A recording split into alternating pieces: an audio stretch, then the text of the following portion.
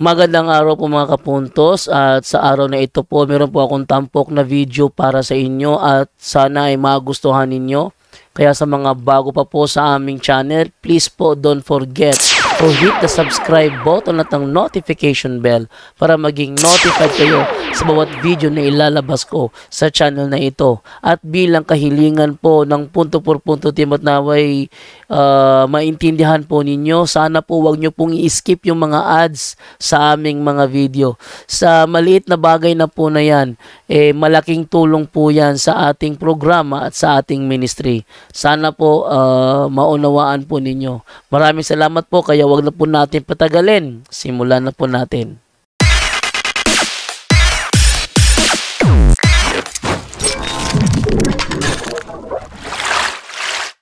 Okay, magandang araw po mga kabuntos, at sa oras na ito tayo po ay sasagot sa mga pending question po ninyo na nandyan po sa ating comment section. So sa araw na ito ating pong simulan ng mga katanungan. Straight to the point, live on the spot, Unang katanungan para sa araw na ito, si si JR, sabi ni JR, Father, pwede mong utana palihog unsa pamaagi sa pagdispose sa anti-buyag sa bata o pampaswerte nga pulseras. I think that's pulseras. Okay? Saon pag-dispose? Ang pag-dispose sa kanang anti-buyag, unang-una, imo nang before nimo ni buhaton, mag-pray mo og prayer for protection. Mag-pray mo prayer for protection. Then sunod, tantanga sa kamot sa bata ang katong anti-buyag na pulseras o pampaswerte nga pulseras. Adto ka dito sa lugar diin mo siya ilubong, diin mo siya i-dispose. Kalot ka daan dito, ibutang mo sa tunga, and human pray ka tong prayer for protection before deliverance session. No, di mo mameri, I humbly ask you to protect me, all those present now, and those people in our lives. Buti mo i-pray ni mo, pag human na to, i-pray ni mo ang prayer to break seals and consecrations. Puwasa kong libro, ajit lang. Okay. No? Ara, puwasa tawag libro, para itong ma-explain o tarong no sa pag-break. Okay, ari ka sa page 76. Yun din in the name of Jesus, I break the seal and the consecration upon these occult items. Then sa libro, nag-ingon na direyog, I break the seal around you, the consecration upon you, tungod kay para ni sa tao. Kanya kaya imong purpose, imong intention is to dispose man ng mga anti-buyag sa bata o pampaswerte nga pulseras. Ang imong isulti is, in the name of Jesus, I break the seal and the consecration upon these occult objects 3 times. And I command all spirits, or hindi kaya para mas safety, and I ask Jesus to command all spirits associated with these seals and consecrations to go immediately and directly to the foot of the cross of Jesus and never return. Yun lang. Then, doon ka naman ngayon sa page 79, prayer to break unholy ties. In the name of Jesus, I break any unholy ties, links, and bondages between these occult objects and all evil sources and spirits. Ang purpose ito is para ma-break yung unholy ties niya na nasa connection sa espiritu nandoon sa loob. No, break unholy ties. And I ask Jesus to command all spirits associated with these unholy ties, links, and bondages to go immediately and directly to the foot of the cross of Jesus and never return again. So, 3 beses yun ha. Prayer to break seals and consecrations, then prayer to break unholy ties. Then, deliverance 1, nasa page 81. In the name of Jesus of Nazareth, through his tremendous power as God and through his most powerful and salvific name, I ask Jesus to rebuke, repudiate, bind, and cast out all evil spirits, and I ask Jesus to command all of these unclean spirits in the name of Jesus Christ to depart right now from these occult objects and go immediately and directly to the foot of the cross of Jesus and never return again. None. tubig. At pagkatapos po niyan, mag-prayer mag-cleansing prayer ka na.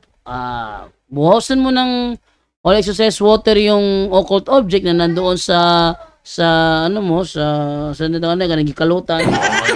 Mas takal nagkalutan.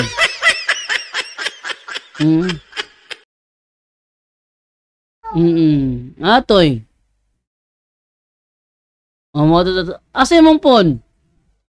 Nanawala lang pon. No? Tanganin mo to exercise water, tong occult object. Baguman, pray the cleansing prayer. Baguman sa cleansing prayer, manghunaw ka gamit ang holy and exercise water.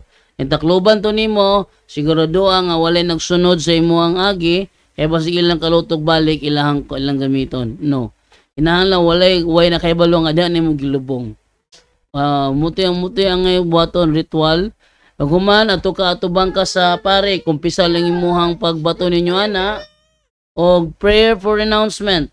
Ang prayer for renouncement na dire sa page 68. Prayer to renounce occult and non-Catholic beliefs and practices.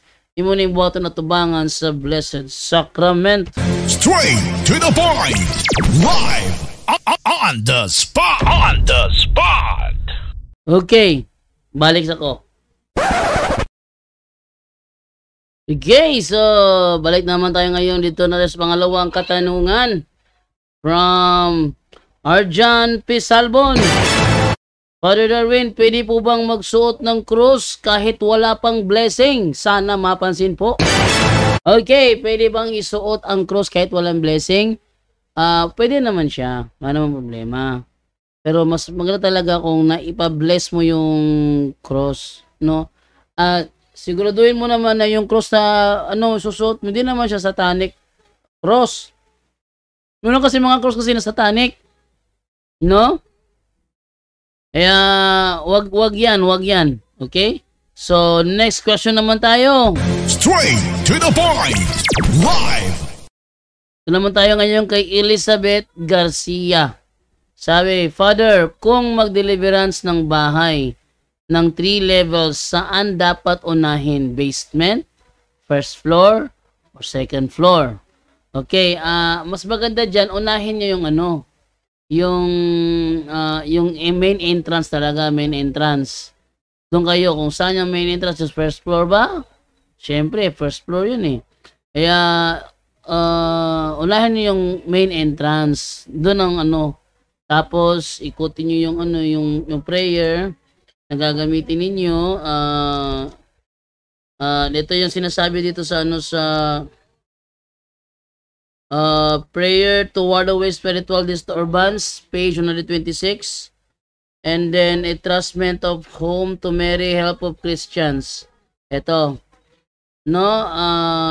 Ito yung i-pray ninyo ng mga prayers. And then, yung deliverance one, ulit lang. In the name of Jesus of Nazareth, through His tremendous power as God, and through His most powerful and salvific name, I ask Jesus to rebuke, repudiate, bind, and cast out all unclean spirits, and I ask Jesus to command all of them to depart right now from this house. Ganon. Okay. So, yun po ang kasagutan dito katanong ni Elizabeth Garcia. Straight to the point. Live. Doon naman ako ngayon kay Rene Gamana. Sabi ni Rene Gamana, Father, paano pa mag-deliverance sa sarili at sa bahay po? Okay, pag sinabi mag-deliverance ka sa iyong sarili, ang ibig sabihin yan, yung prayer for deliverance, tinan nyo po yun sa ating tutorial. May tutorial tayo. Pakita tutorial natin na ito. Pakita natin. Wait lang. Ito. Pakita ko sa inyo tutorial ha. Unang-una. Ito. So, unang-una, magbukas kayo ng YouTube. Tapos, buksan nyo yung punto por punto. Darwin Gitgano. Ayan. Kung nagbukas na siya dyan, ito tayo sa punto por punto. Ito, ayan. Click natin yan. And then, ito tayo sa playlist. Isa playlist, minita kayo, Family Deliverance Tutorial, view full playlist, ayan. So, isa-isahin nyo lang po, panoorin yan, para makita po ninyo ang step-by-step na deliverance tutorial. Una, yung parameter of protection. Pangalawa, prayer the protection prayer. Pangatlo, prayer to take authority.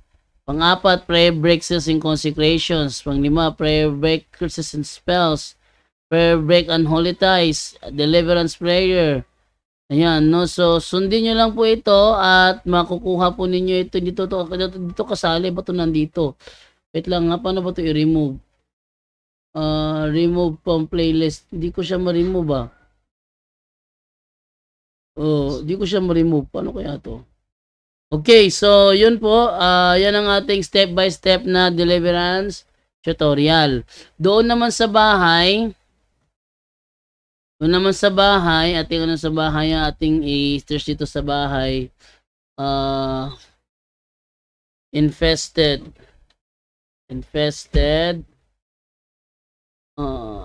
eto, mga kailangan gawin pag nalamang infested ang isang area. Ito, panoorin nyo ito. At baka may matutunan kayo dito sa video na ito, no? Magandang gabi po mga kapuntos, at ngayon po ay August 15 ng gabi at payat pa ako rito. I-continue po natin halimbawa ng drugs. Yun, it must be stopped. Kahit na anong mga sinful activities, gaya halimbawa. Kasi ito yung natin, ito yung mga kailangan gawin pag nalamang infested na ang isang area. Okay? So yan.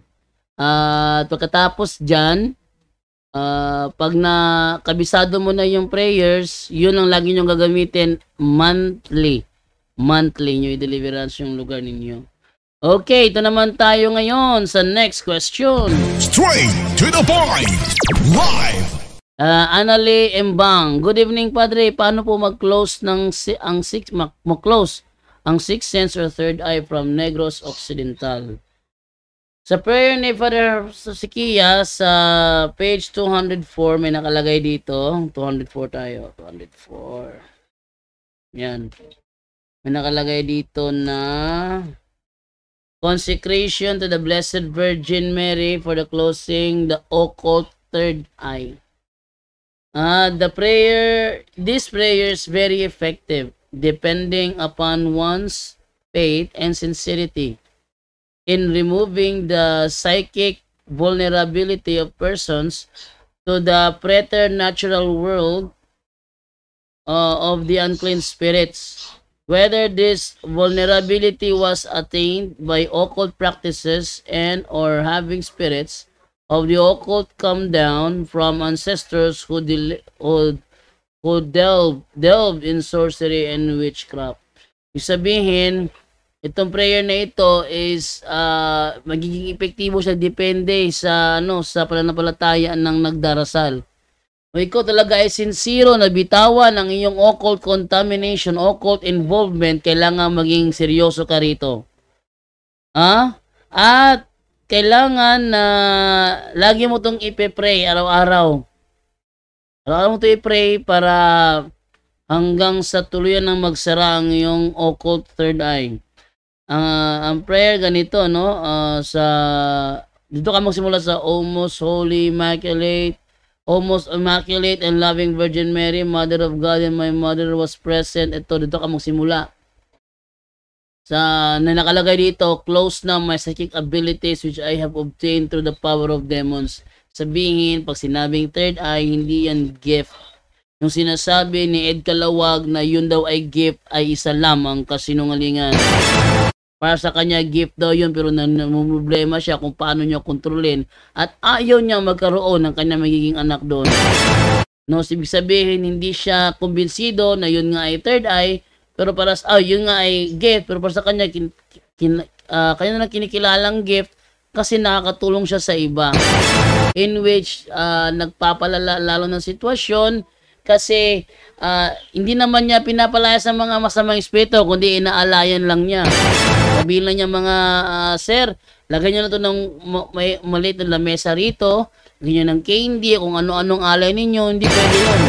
No? So, yan ang ating kasagutan dito kay Annalie Embang. So, lipat naman ako ngayon sa next na tatanong naman. Straight to the point. Live. Tanong niya kay Ellen Arieta. Hello, Father D. Good evening. Ano human ako per sa deliverance, sakit ako ulo. Unsay sign ani, shout out from shout out watching from Panabo City. Ano mo sakit ang imong ulo, inig nagpray ka sa prayer for deliverance, but pasabot na ay something sa imuha nga nag-react mo nang sakit imong ulo. Kaya definitely kung mag-pray ka na dili mo jud ka sakit imong ulo yun. Pero once mo sakit, na ay something wrong. Maybe there's something in you na wa pa na diskubrihan. So kinahanglan mo na nga pa-deliverance ka sa pare. Kaya kasong mubugat ang imong ulo, padayon gud na nga naman. Nag-react muna na hitabo diha sa imuha. Ellen Arieta.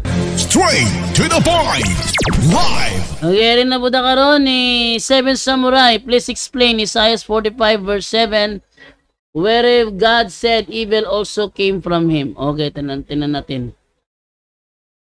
Titinan natin na buksan tayo ng Bible dito para ating makita ano sinasabi dito sa sa Isaiah 45 verse 7. Okay?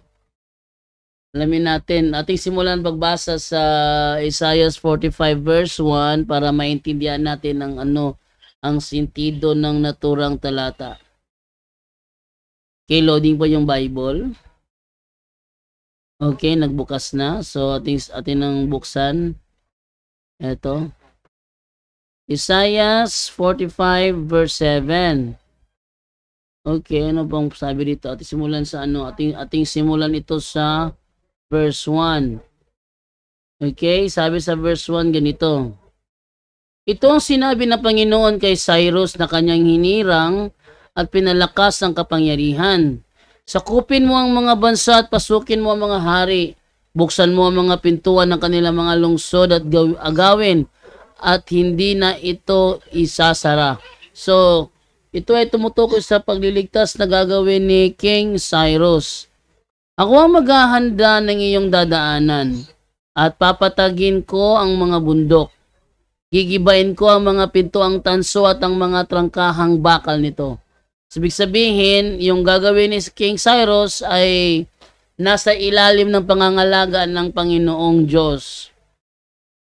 Ibibigay ko sa iyo ang mga nakatagong kayamanan para malaman mong ako ang Panginoon, ang Diyos ng Israel na tumawag sa iyo.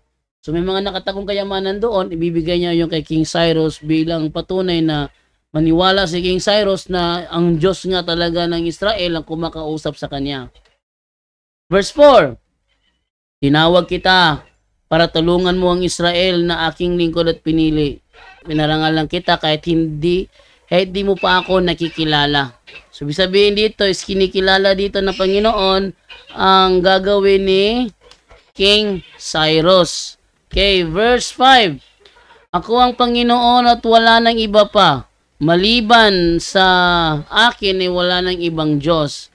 Palalakasin kita kahit hindi mo pa ako nakikilala. Verse 6. Para malaman ng lahat sa buong mundo na walang ibang Diyos maliban sa akin. Ako ang Panginoon at wala nang iba pa. 7. Ako ang lumikha ng liwanag at ng dilim. Ako ang nagpadala ng kabutihan at ng kapahamakan. Ako ang Panginoon na gumawa ng lahat ng ito. Ang tanong mo is, wherever God said evil also came from him, walang sinabing ganyan. Ha? Walang sinabing ganyan. Ang sabi lang dito is, ako ang lumikha ng liwanag at ng dilim. Totoo naman, ang Diyos ang lumikha ng liwanag. Siya ang naglikha ng araw, ng dilim, ng gabi. Siya rin ang lumikha. Ako ang nagpapadala ng kabutihan, so nagpapadala siya ng blessing. At ako ang nagpapadala naman ng kapahamakan. Yes. Pag hindi ka sumusunod sa kanyang kalooban, kapahamakan ang ipapadala niya sa iyo. Walang sinasabi dito, galing sa kanya ang kasamaan. Walang ganyan.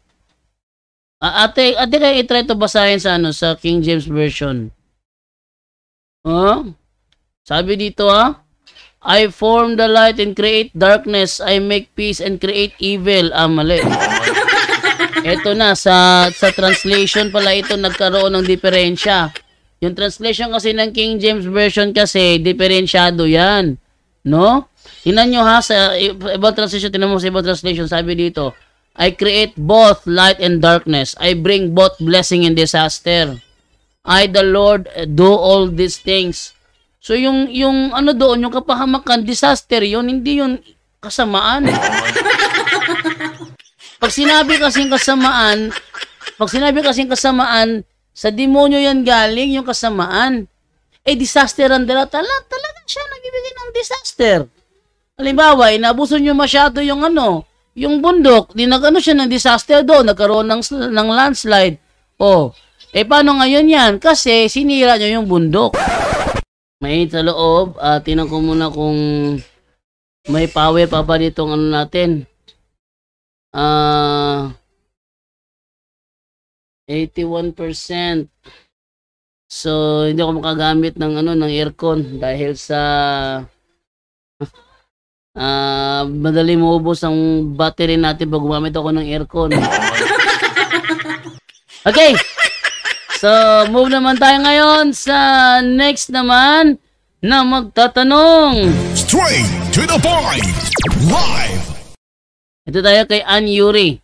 Father Darwin, binigay sa akin ang rosary na ginagamit dati ng bossing ko. Masama po ba yun? Okay, masama ba ang pagtanggap ng rosary? Obserbahan mo muna. Kung binigay ba satanic rosary, huwag mong tanggapin. Kung yung binigay naman rosary nga, tanungin mo saan mo galing yan. Pag hindi niya alam kung saan galing, much better na ipabreak ang seals and consecration. Kasi hindi natin alam kung yan ba ay galing sa albularyo, binigay sa lola niya, tapos pinasa sa lola niya, sa lola, sa nanay, at nakarating sa kanya. Much better na ipabreak ang seals and consecrations. Yun. So, hindi siya masama na tumanggap basta hindi lang satanic rosary. No?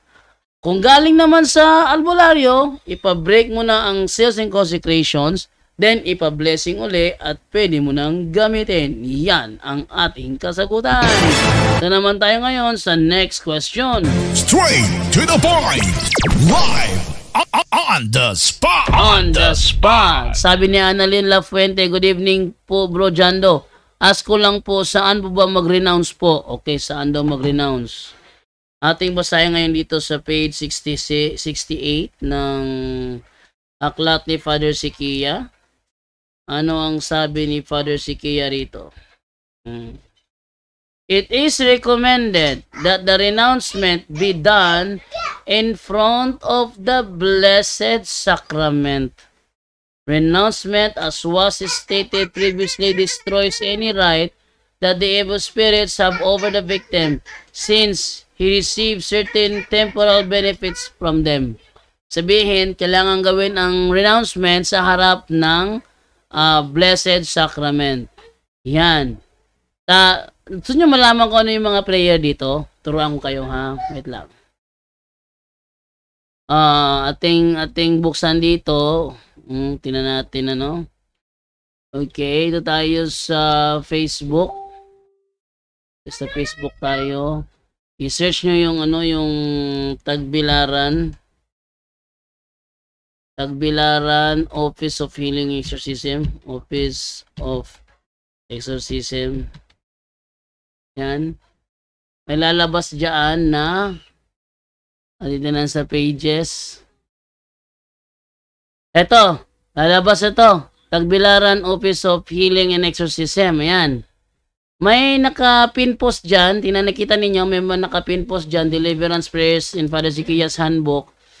Ayan Ayan. So, ito yung mga prayer. Halimbawa, ano ba itong prayer to... Ayan renounce Renounce.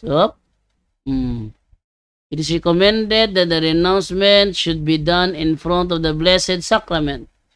Renouncement, as was stated, previously destroys any right that the evil spirits have over the victim, since he receives certain temporal benefits from them. Tapos ito yun ipipray mo. Ito yan ay nasa Tagbilaran Office of Healing and Exorcism. Yan. Diyan, nandyan po, nakapin post po yung ano natin dyan, yung ating mga prayers. Okay? So, nawa ay nag-gets po ninyo ang aking tinuturo dahil baka makalimutan po ninyo.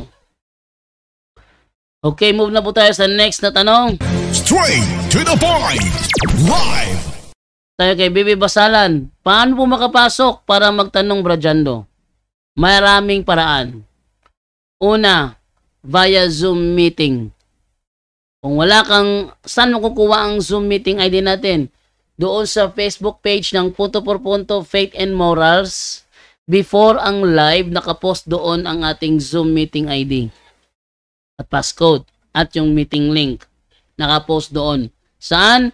Sa Punto por Punto Faith and Morals Facebook page. Doon siya nakapost.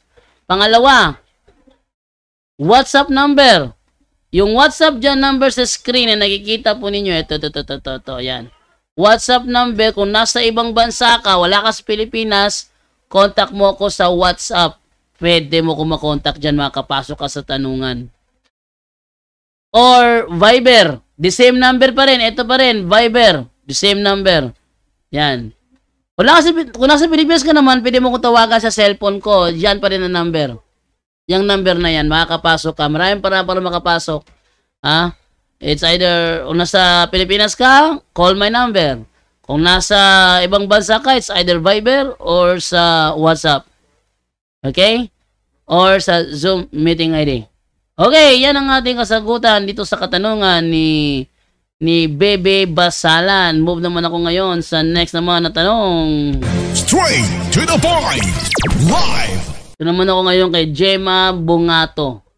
Mayong gabi, Padre Darwin, matod pa ni Padre Ubod, si Virgin Mary Dili Kuno, makatabang kung mamatay na ang usa ka tawo. Tinuod ba, Padre? Sabi, kung mamatay na. Kung mamatay na. Kung mamatay na, namatay naman.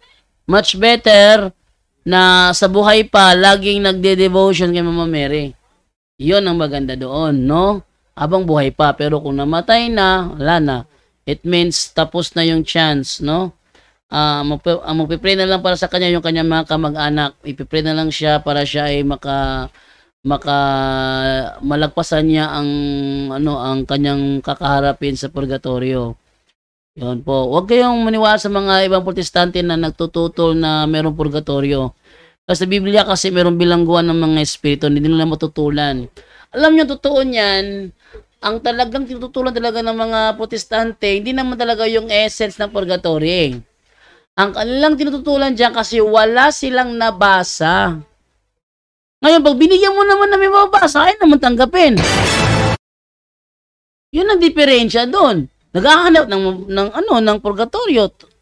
Makikinig lang daw. No, tatanong lang siya, makikinig lang daw siya. At napagitaan natin, kumukontra. Nara niyo, sino yung kumukontra na yun? Galit na galit yun eh. Sabi niya, bugbugin daw niya ako eh. Kaya mo, sobrang kapikunin niya. Pikunin pala yun. No? So, expect siya na mapapahiya niya ako. Instead, bumaliktad sa kanyang sitwasyon niya, ngayon sobrang galit na galit. So, yun ang kanyang karanasan doon. Sinong tao, nakalimutan ko yung taong yun. Pero, definitely talaga, nahirapan talaga siya. Okay? O kaya tapos yata yung kanilang live sa kabila. Okay, so, mahaba-haba na rin yung aking na-record. And then, move naman tayo ngayon sa next naman na katanungan. Straight to the point. Live. Sabi ni Nelia Conson, daghan baya kaayo ni gamit aning mga totoo. Gikan pa sa mga katigulangan, nagpasalamat ko sa social media nga naay ing ani kay kung wala ko'y work mao akong paminawon. Sa mga mensahe as ko lang kinahanglan bay kumpisal sa siya. Kaya ako mga anak gipaduguan baya nako. Ho paitaan ni mga totoo. Pati balay nako gipaduguan og dugo sa kanding. Thanks sa mga information punto por punto. Una, magawa mo na ng cares. Ano yung cares? Confession. Confession. And then, adoration, rosary, Eucharist, sacramentals. Ano yung confession? Kumpisal. Ano yung adoration? Yung lagi kang magdarasal araw-araw. Gawin mo yun. Lagi kang magdarasal araw-araw. Okay? And then, rosary sa gabi-gabi. Rosary. Huwag kaliligtaan ng rosary. Huwag maghabulan. Sama na. Huwag maghabulan. Ang problema kasi ng iba, pag nagro-rosary, nakikipaghabulan. Hindi ba nga tapos yung yung unang bahagi, dumugtong na yung pangalawa. Yan. So, yun ang problema doon. Naghahabulan. Ano pa? Eucharist. Hindi ka tatanggap ng Eucharist kung wala kang kumpisal. Kailangan mo ng kumpisal bago tumanggap ng Eucharist. At sacramentals. Ano yung sacramentals? Kailangan lagi kang mayroong ginagamit na holy and exercise oil, holy and exercise water, holy and exercise salt, Benedictine medal, Benedictine crucifix. Lagi mong ginagamit yan for the daily use, no? Tapos, yung pagpadugo nyo sa bahay, kumpisan nyo yon, ipadelivery nyo yung bahay nyo, and then after that, pwede na kayong magpa-bless sa bahay nyo ulit. At iwas sa mga pagiging palamura. Iwasan nyo yung mga any habits na na masama. No? Okay, dito naman tayo sa next naman na katanungan. Straight to the point. Live. Okay, ito naman tayo kay Malia Kala.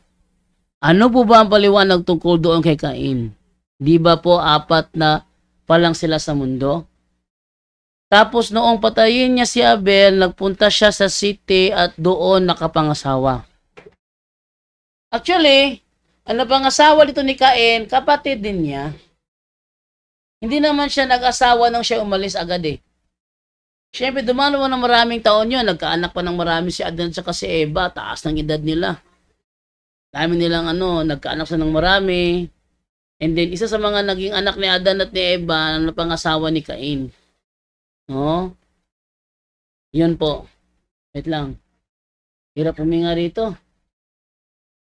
Masyadong yung hangin. Wait lang muna. A few moments later. Ayan, at yun na lang po muna ang tampok ko sa oras na ito. Mamaya, babalik po tayo another naman ang katanungan ng ating bibigyan ng pansin. Dito lamang yan sa Straight to the Point. Maraming salamat po and bye-bye.